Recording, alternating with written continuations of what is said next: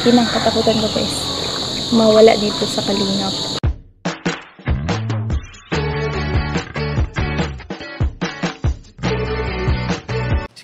Si Kuya Jens, ano yan, reactor natin yan. Official reactor. Hello mga Kalingap! Welcome back sa aking YouTube channel, Kuya Jens. So kung bago ka lang sa aking YouTube channel, huwag niyo pong kalimutan mag-subscribe at click the bell button para like and updated sa ating mga bagong upload na video. At huwag po natin kalimutan suportahan ng buong Team Kalingap sa pangunguna ni Kuya Val Santos Matubang, Ate Edna Vlog at syempre Kalingap Rob.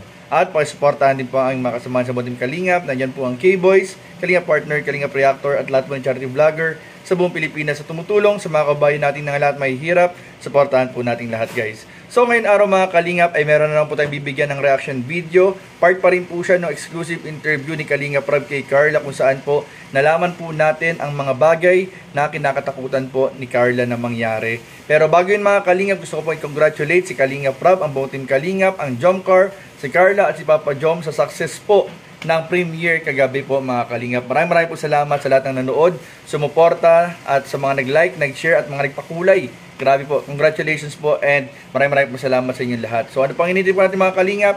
Tara panoorin natin, bigyan natin ng reaction video in 5, 4, 3, 2. May mga bagong Kalingap Angels na dumaragdag, di ba? May batch 2 na, batch 3. Ano naramdaman mo na tuwing may bago, palaging kinukumpara ka, ganun. Parang palagi kang, kumbaga, ang isang Carla to palagi na lang nagiging palagi na lang nasa topic. Lahat na lang si Carla, ganun.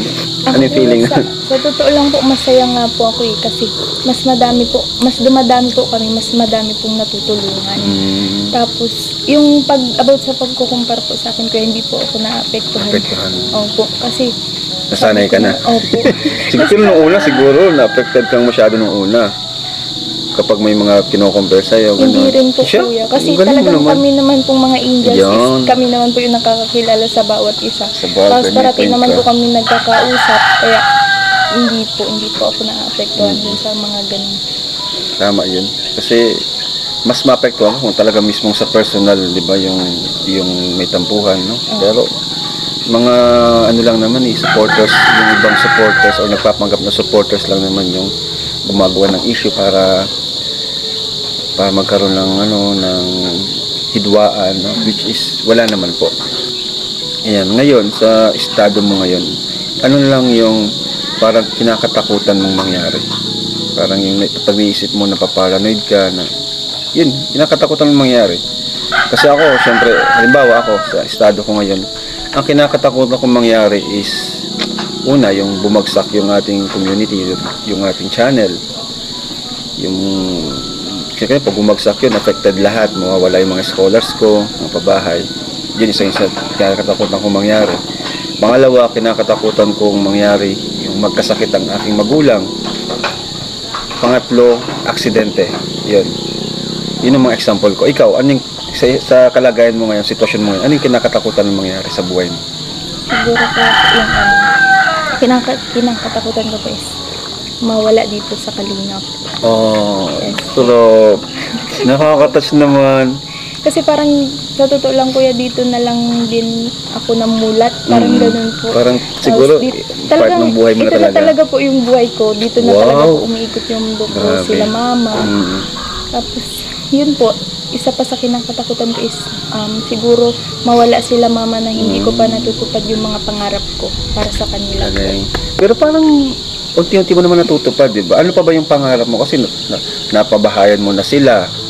Ano pa ba yung sila mama po, gusto ko pong matupad yung kagustuhan nila na makapag-travel. Yung kayo naman. O yung parang kayo. Tapos makapag-graduate po yung mga kapatid ko. Yun pa nga pala. Kasi pag wala, mahirap yun. Kasi sa totoo lang, ikaw talaga yung kumbaga breadwinner na ng family. So yung kung wala ka, mahirapan talaga sila. Grabe. So, yun, nakakatakot naman talaga yun. Pero nakakatuwa yung sagot ni Carla, no?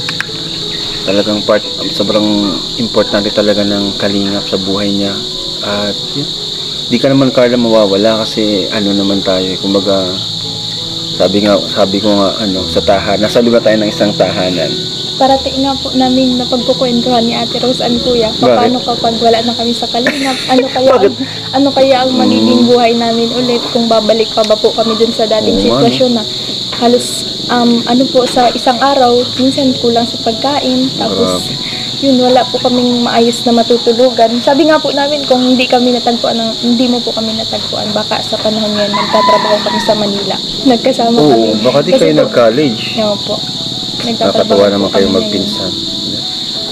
Pero yun, grabe, nakakatuwa. Kasi hindi naman mangyayari yun kasi sama-sama tayo dito. Ganun naman ako sama-sama tayo sa Kalingap.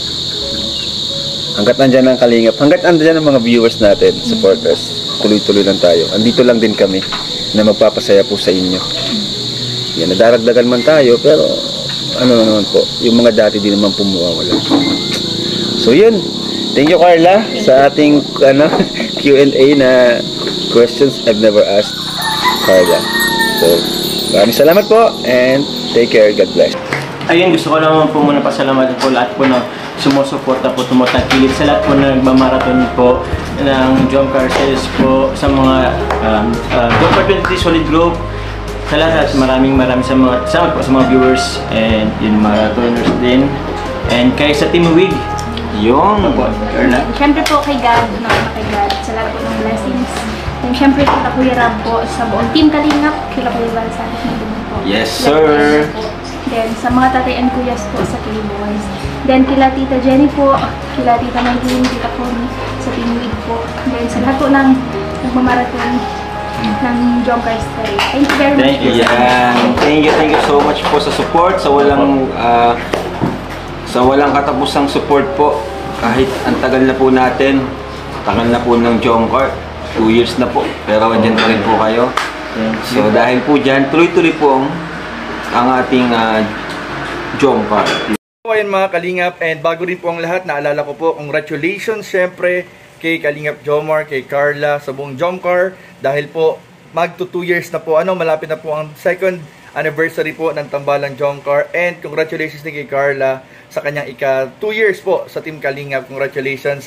And ayun nga mga Kalingap, napanood nga po natin kanina yung ilang parte pa po ng interview ni Kalingap Rob kay Carla, kung saan napag-alaman po natin ang mga bagay na kinakatakot po ni Carlang mangyari. Isa na nga po dyan mga Kalingap, yung sinabi niyang natakot po siya na mawala sa Kalingap o maalis sa Kalingap at hindi maibigay yung mga pangarap ng kanyang mga magulang, ng kanyang pamilya. So yun po yung mga bagay na kinakatakot po niya.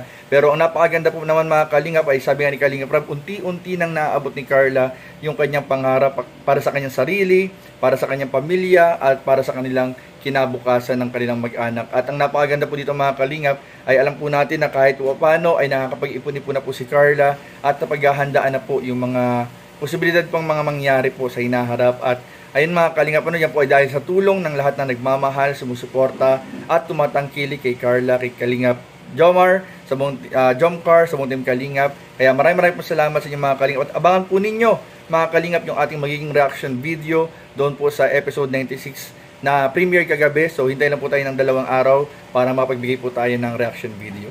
So yun lamang po, at maraming po salamat sa panonood. Please don't forget to like, comment, share, and subscribe sa ating mga video. Maraming po salamat. God bless. Bye-bye.